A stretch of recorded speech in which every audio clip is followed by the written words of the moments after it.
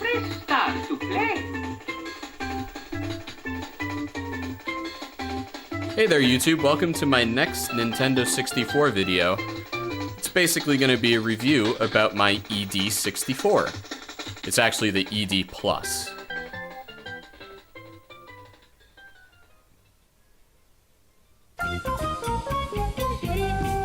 So I really don't have any problems with storage. I have these cases that most people have, and I also have the ever popular gaming drawer as well, which is fun. But obviously collecting all this stuff gets a little expensive after a while. So that's why I got the ED64. And it can also incidentally play NES games. So what I found cool about it is it has a switch on the top that will allow you to switch from NTSC to PAL, and it will play both Japanese and US games. So first we're going to be checking out our NES realm here. Now Russian Attack was a game that I played very often in my childhood, and I loved it. It was difficult. Most games were difficult at the time, but again, we're gonna play some games and just check out how it does. So this is a one-hit kills game, and the idea, as you can see, is basically you go around slashing enemies. The first level is relatively simple. The second level is hard. Admittedly, the only way I've gotten through this game is on an emulator with Game Shark on. So we can see that it doesn't really look that bad.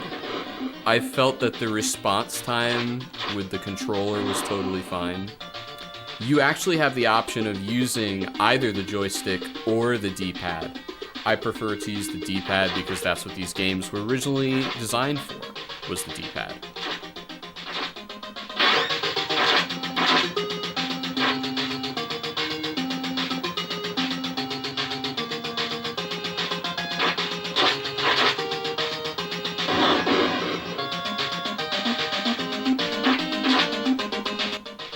So the way this works is essentially you download ROMs to your micro SD card, and you can select them in your files.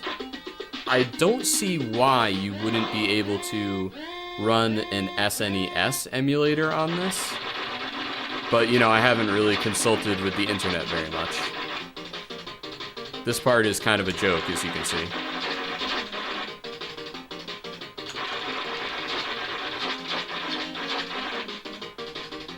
So I already had these games for an emulator, and all I did was I just used, well, in this case I used an MP3 recorder and took out the ED64's SD card, put it in the recorder, and just used that as a communication device between my computer and the SD card.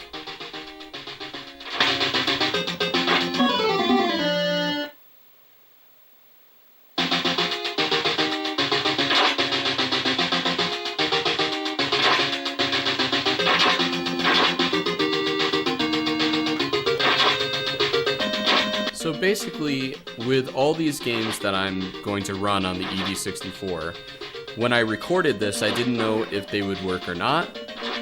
I think they all work, but sometimes there are some that just don't. There's like some mapper error message or something. So in which case, I just basically had to put a different ROM on there, and it worked anyway. So let's see what's up next. Ah yes, the classic. So this is an example where you get some stuff lost in translation. As you can see, the characters in some of these screens just look like junk. But let's see how the game plays. You know, it's funny, I was thinking it'd be awesome to be able to buy a Power Glove and have it work with the EverDrive or this Chinese knockoff of the EverDrive. So again, good response time. I'm using the D-pad, but you could also, with any game, you could use the joystick as well.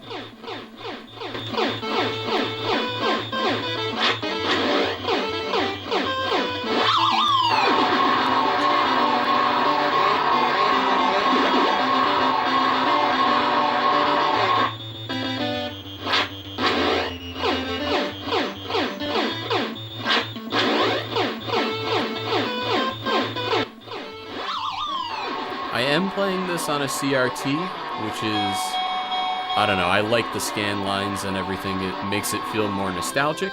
Maybe that's because I was a kid when this stuff came out and I played the NES as a kid. I don't know, but I just prefer that. I know everybody is into upgrading systems, like making them HDMI compatible and, you know, all this jazz. Even the Game Gear, some people are putting, I forget what it is. Oh, an HD screen on. And I don't know, these 8-bit games, to me anyway, were not made for HD. So here I'm showing you one of my personal favorite games. It's called Anticipation. I didn't know it as a child, but I discovered it in college around 2000 when I was basically first introduced to emulators. So this is a cool little trivia game. It's basically kind of a Pictionary sort of thing. And I have this on the easiest setting right now. But it's a lot of fun to play. I haven't played this multiplayer. The computer, of course, sucks. But I think it would be interesting to play with other people, and I hope to do so in the future. So, you collect different color cards, and then you go to a different board where you collect more cards. And the way you collect said cards is by answering a question correctly. So here we're on level 2, and it's going to be a little harder. I think this is cake or something. I don't know. But it was a fun game, and there are other fun ones too on the NES that just are kind of unsung, you know. And also, at the time, I was terrible at playing Super Mario and such, so I tended to dominate more with trivia games and stuff like that.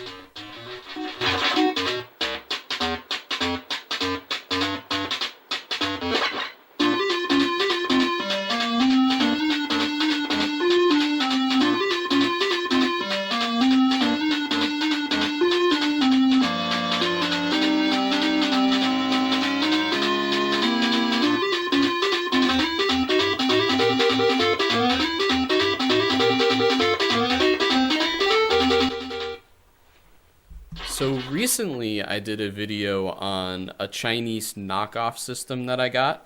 It was in the shape of a Game Boy, and it had some basically amalgamated games on it, like Mario's Circus instead of Charlie's Circus.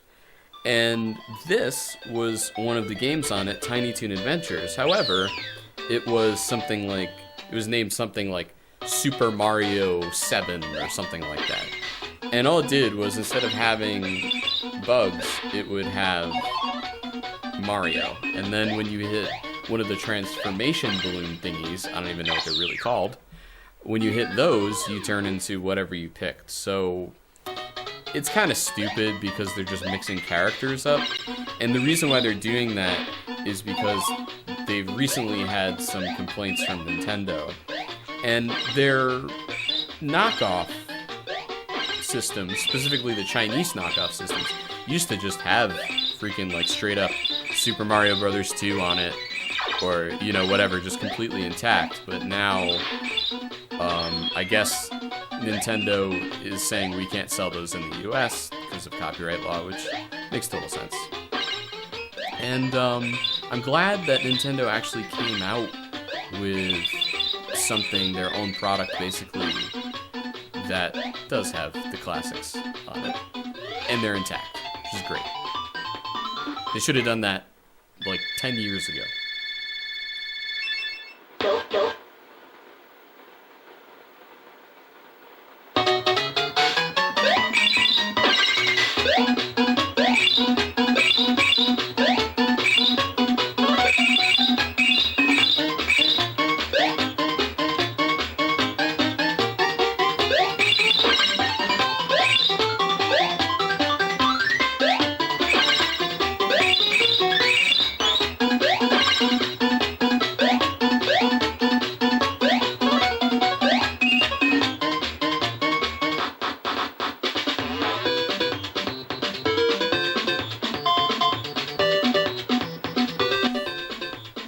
So all in all, I was very happy with the response on the NES emulator to the N64 controller.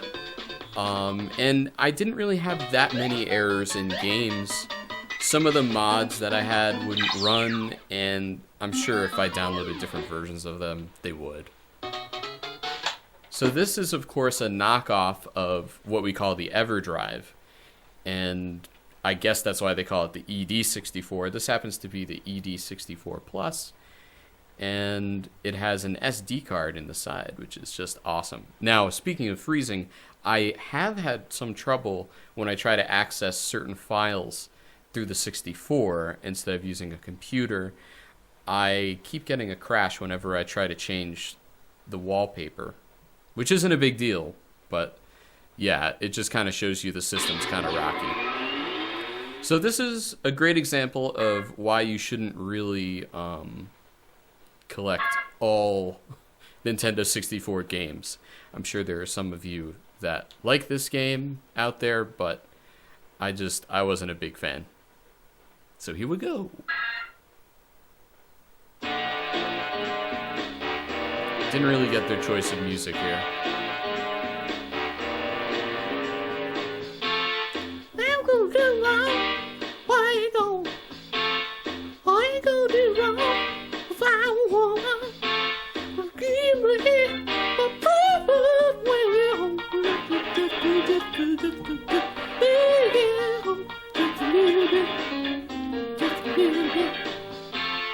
Oh, my kids is sweet and hot. And guess what? So is my mother. So give me a little bubby baby to get home. When you get home.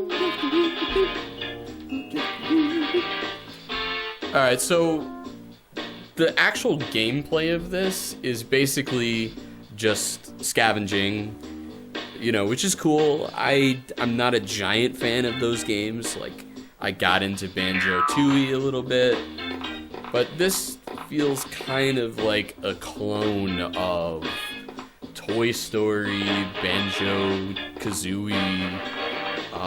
They even reused the collecting of the musical notes. And I guess, honestly, the musical notes make more sense here than they did in BanjoKazooie, but whatever. So, yeah, I'm not into quest games, which I think was the first negative for me about this game. Or not quest, but just, search and find and, get this, get that sort of thing. BanjoKazooie did make it more fun to do that style of game. Toy Story, however, I remember my girlfriend at the time brought it over to show it to me, and it was like, what the hell? Weirdest thing. Now, as a musician, I really like the music in this, and I don't know, I enjoyed it.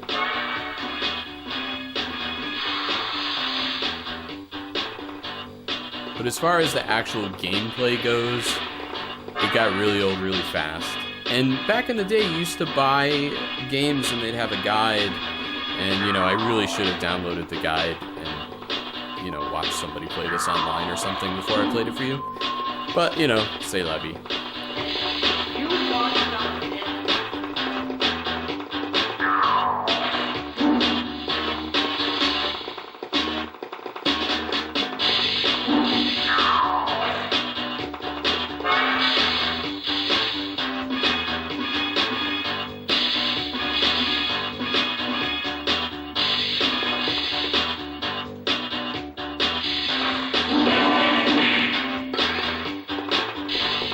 I also feel that, again, the controller is responding totally fine when I played this game.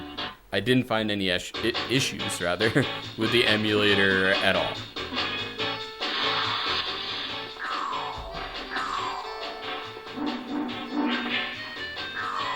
So here I use the avoidance tactic. I find when I'm first playing a game, if I can avoid enemies, it's easier to do. And spoiler alert, I wound up kind of giving up on this, in a few seconds. But really, again, this gameplay is mostly to show you that the emulator is great on it. That being said, I have dealt with defective Chinese electronics. I bought, for example, a knockoff of, what was it? Zelda Ocarina of Time Master Quest. So somebody put that ROM onto an N64 cartridge, and the thing was so screwed up that the only way I could play that game on my Nintendo 64 was with a fan and a naked Nintendo 64, meaning I needed to take top and bottom covers off and keep a fan on it so it wouldn't overheat. Yeah, and that's not a normal thing. And there was nothing wrong with my game board. There's nothing wrong with anything, well, other than the port that this particular Chinese person did. And I opened it up, and it wound up, I mean, it really looks like they used bad chips.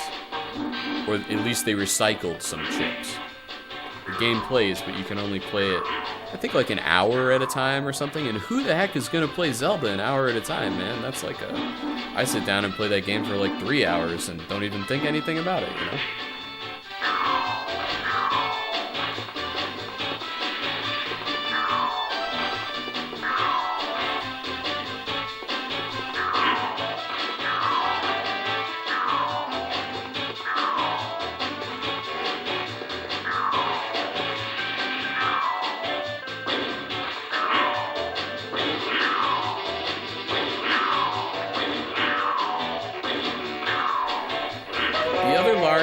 Complaint that I have about most N64 games is just the controller configuration. So when I'm leaving the games, at least the Nintendo 64 games, what's cool is with the ones that have battery saves where you could save your game, it saves to the emulator, which is great. And you can go in and look at those save files as well. I don't know if you can save state on the NES yet. I haven't really done that much research, or on the NES emulator anyway. But, I'll find out and mention it in the description or something. Mario! So here we're going to check out a classic. Hello! Also, incidentally, the peripherals, I don't know. I can't speak English today. The peripherals on the 64, for example, the rumble pack or your controller pack, they are supported by this emulator, which is great. So when I play Wheel of Fortune and turn the wheel, if I got a rumble pack in, the rumble pack rumbles. So it's very much the Nintendo 64 experience. I feel everybody loves this game. I hope they do anyway. It's probably my second favorite game for the Nintendo 64. Mostly because it was a game playable by myself. I had a lot of trouble with the older Super Marios, and I don't know. I wasn't good at them, and I was bad at some of the gymnastics, but here it was a lot easier. And I'm sure some of it has to do with my being older when I first played this as well. I must have been maybe 14 or 13.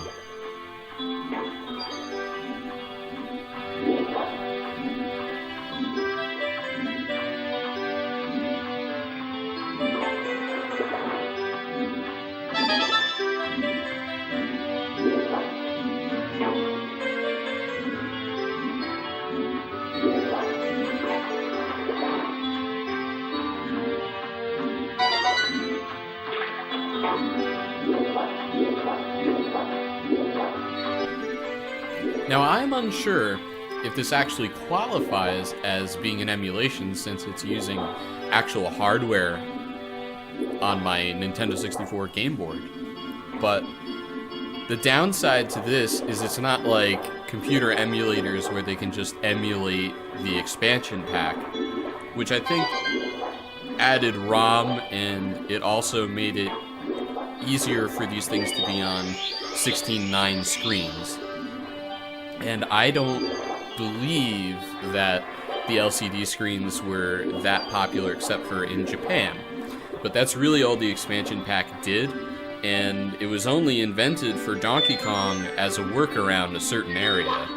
And they had the game almost to launch, and they didn't solve this one problem they had, so they came up with the expansion pack. But there were always plans to put something else there. That's why the jumper pack exists. It doesn't enhance anything, it's just connecting two things together so electricity can flow through it, which is more or less the definition of a jumper in electricity.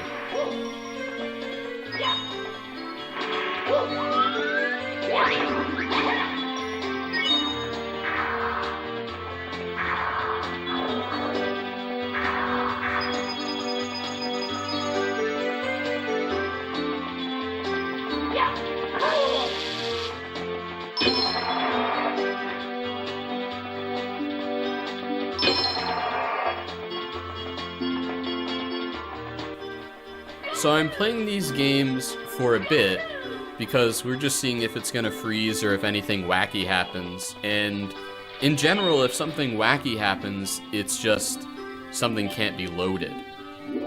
And that was the weird part about when I received the unit itself, the game cartridge with the SD in it.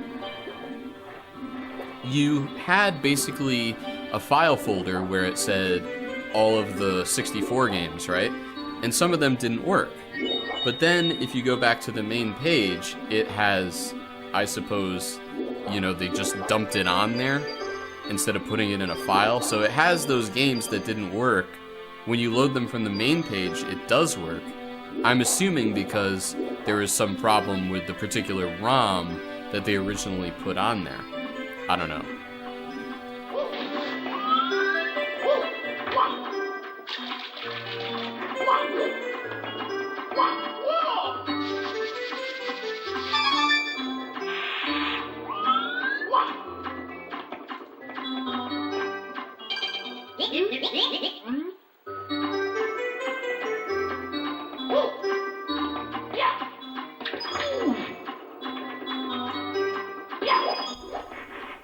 This level actually used to be a little hard for me when I was a kid. It's still playable, but especially that cannon thing where you have to get to the top of one of those, they're not poles, but they're basically stalagmites, I suppose, that are sticking out of the lake. That was really, really hard for me to get. I believe I'm actually going to do it here. So you'll be able to see what the hell I'm talking about. So yeah, you have to aim perfectly to hit those things. And of course, I just missed. Now, the more pleasant thing about this was that a lot of the stuff you had to do, you wouldn't necessarily die if you failed just once. Versus Super Mario Brothers, any of them, that can happen easily. Of course, later on, when you get to stuff like the rainbow levels there at the top of the castle, those are essentially the difficulty of the early Super Mario Brothers. But yeah, I deeply appreciate this game because it was incredibly playable, and you could win the game without having to do absolutely everything in said game.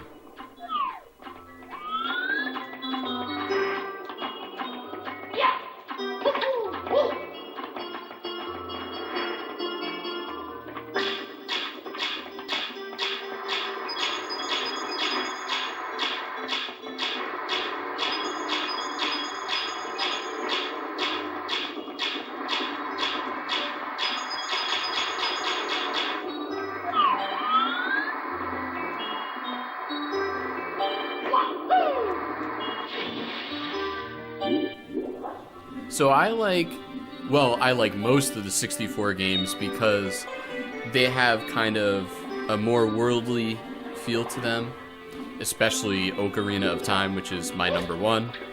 Mario comes in number two. I know they were trying to make it cartoony. I know that was the whole idea of this game, was that they wanted you to be able to control a cartoon, fundamentally speaking. But Legend of Zelda is just so much more realistic that I prefer it. There are, of course, multitude of games did this sort of 3D world thing. Of course, that was the Nintendo 64's gimmick, right? But it didn't always work. The Blues Brothers that we played was a great example.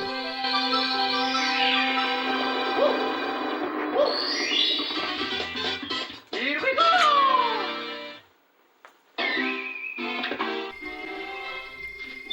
Side note, the game will automatically save, supposedly, if you hit the reset button. But for the past few times that I've been doing this demonstration for the past few games, I've just been turning the power on and off. But it's a really cool thing to have, and I assume that the EverDrive is very similar to it. I don't know if its NES emulation is any better, or, you know what I mean, because I haven't actually used one. But I would highly recommend people buy this, especially if they want to experience the crappy games without actually having to buy them. And then I have some games that are crappy that I thought would be good, or at least that I consider crappy. The first Tony Hawk Skater Pro thing was cool, but I guess I was better at the older, or the newer ones rather, when I was a kid, and I think they put it on PlayStation. I remember in college one time, I just played the game for like a solid day and just demolished that game. It was so much fun. But when I got the first one made for Nintendo 64, I realized it wasn't the same game.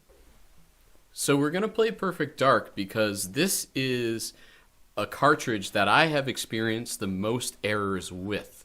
Because there's just a lot of crap going on in this game, you know?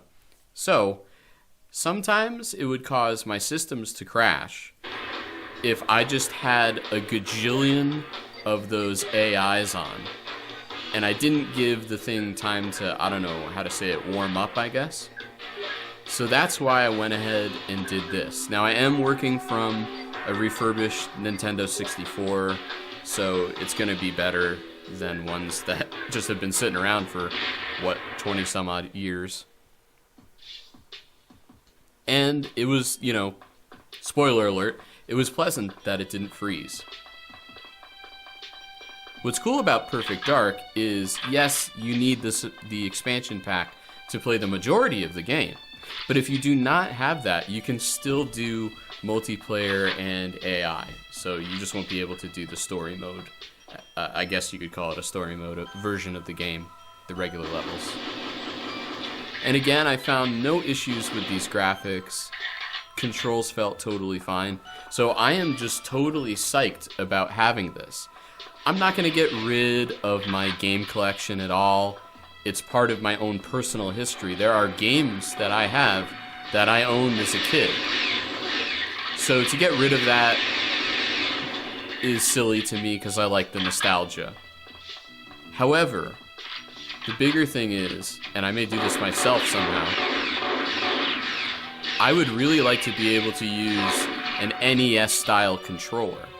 I don't know if they make them for an N64 input, but I'm pretty sure I would be able to make one just by, connecting wires. I don't think it would be that difficult a thing to do. Famous last words. But still.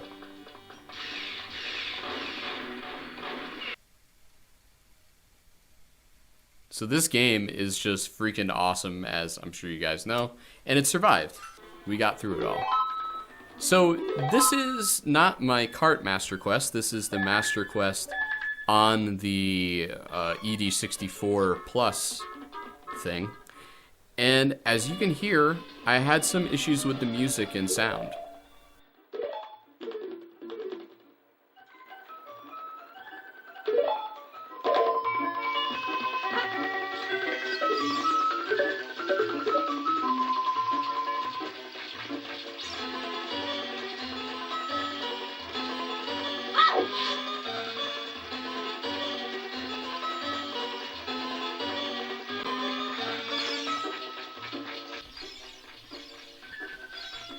Something really funny happens pretty soon, and it's really sad because I'm a veteran Ocarina of Time player. I can't tell you how many times I've played and beaten this game. It's like I mean, granted, it's my favorite N64 video game, but I don't know. I'm sure it's the game that I've played the most, which is why this little stupid thing is so stupid. So I go to retrieve the sword, right? And then I look here, and I had it the whole damn time. Yeah. Could have just equipped it, but I didn't look at the screen.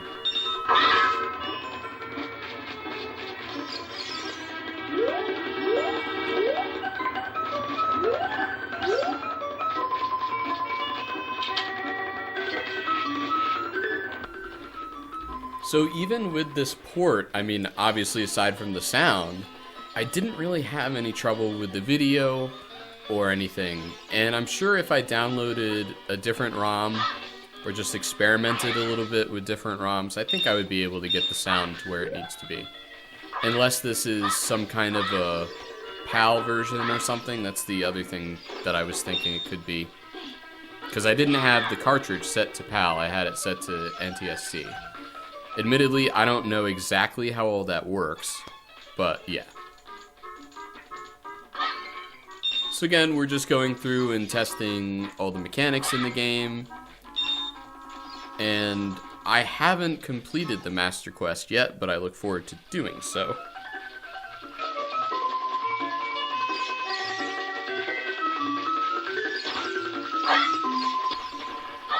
For those not completely in the loop, Master Quest was originally made for GameCube, and it seems that you can support it on the Nintendo 64.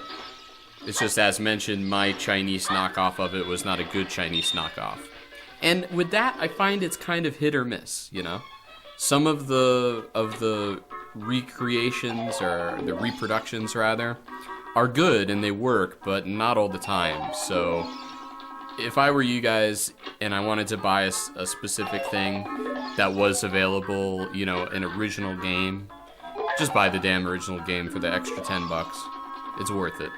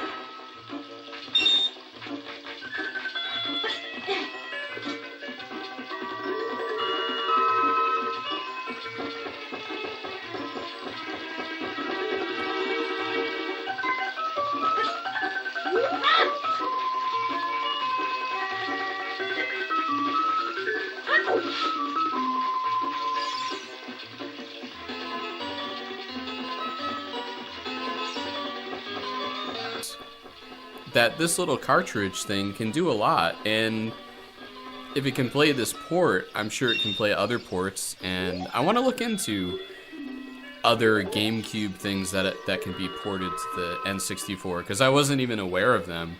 And when I got more into the Master Quest, I loved it, but again, it kept freezing, and yeah, it was very frustrating. But at least it has a battery, you know, save game memory. So that was the nice thing about it. But, you know, to have a naked board out and to put your fan next to it just to play a game for an hour is a little crazy. So here you can see I've completed my task of getting the amount of rupees that I need for my shield. So yeah, that's what you're watching me do.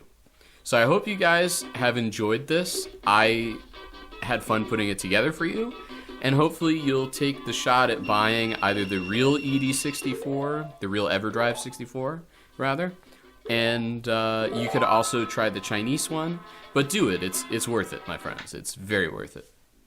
Take it easy, and I will see you later on the YouTubes.